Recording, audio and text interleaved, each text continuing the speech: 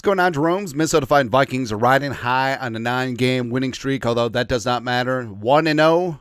Go 1-0. But the Vikings are 14-2, atop of the NFC North division. Oh, what happened? What happened? All right. And the Vikings have slinging Sammy Darnold, a.k.a. America's quarterback, playing at MVP adjacent level. Justin freaking Jefferson is the best wide receiver in the game. And the Vikings defense, hold it. Oh, the defense gives me the vapors at times. Well, they're really good unless they're up by 17. Yeah, as well as the two-headed monster in Kevin O'Connell, as well as Brian Flores. Yeah, two aces at running the offense and the defense. And this team, the vibe, it's immaculate. And now we're rolling into the playoffs with a steam of head after Week 18, after going up to Northern Windsor. We're going to whip somebody's ass, get the North, get the 1 seed, and get out of there. Long story longer, ESPN's Bill Barnwell, who usually is a massive hater on the Minnesota Vikings. Did up a long piece, NFL Week 17 storylines, blah, blah, blah, blah, blah, blah, blah. But he did up a section listing the top 5 teams that nobody wants to play come January. And guess what? Oh, the Vikings. Again, what happened? Again, I don't like that the media is suddenly just pivoting and pulling a 180 on the Vikings. Oh, we've been with you all along. Shut up. Shut your face. We know who was against us from the beginning. We got the receipts and all that stuff. Yeah, but I mean, this is kind of nice because it's freaking accurate, right? That's all that we ask from the media. Call balls and strikes. Stop pressing the thumb down on the scale when it comes to the Vikings. It's ridiculous. But Vikings are the number 1 team that nobody wants to play in January. Assuming the Vikings don't end up as a top seed. So you're just...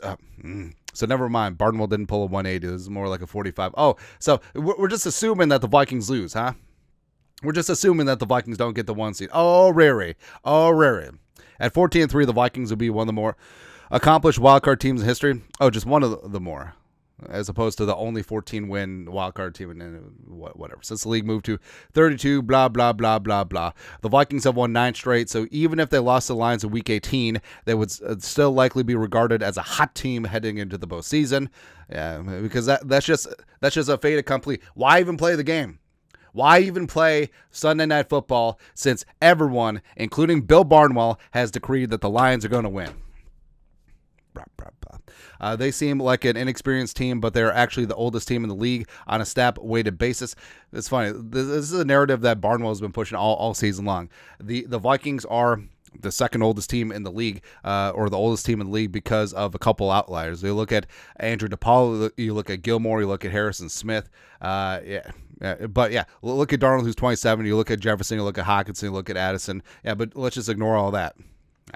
Blah, blah, blah, blah, blah. In addition to stalwart safety Harrison Smith and Porter veterans Aaron Jones and Stephon Gilmore, Harrison Phillips have significant playoff experience.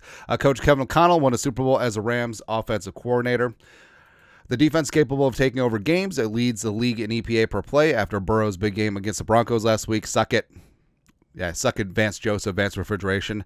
There has been no sign of the late season collapse Brian Flores' unit experienced last December. Oh yeah, just bring up old stuff. The Vikings are also one of the league's healthiest defenses. Oh yeah, just put that evil on us, Ricky Bobby. Put the hex. The only defender they have on injured reserve is cornerback Mekhi Blackman, which. Okay.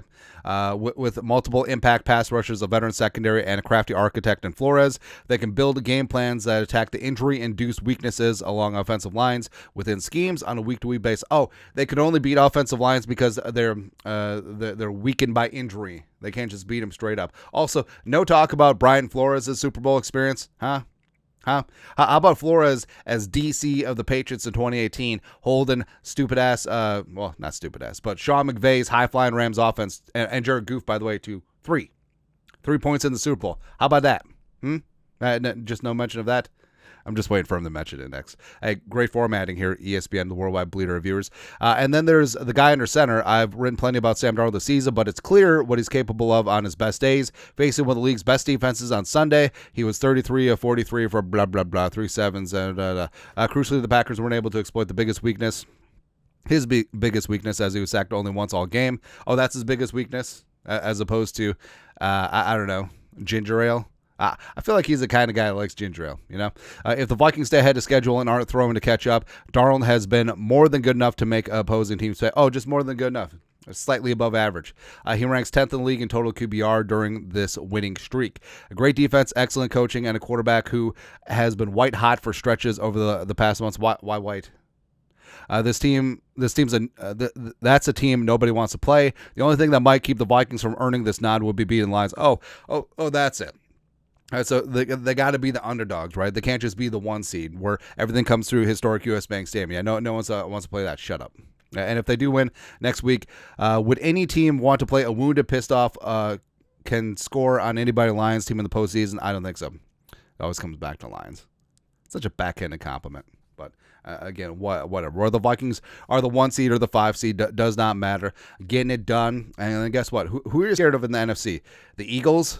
Maybe Saquon a little, or maybe the exciting whites in the secondary. The Rams, no, because they're actually going to call face mask. The Buccaneers, obviously not. Falcons, no. The Lions, no. Commies, no. As well as the Packers. Oh, you want to go 0-3 against us? Go ahead. And then the AFC, yeah, we'll talk about the AFC when we get there, but we're going to be hunting Buffalo. That's right.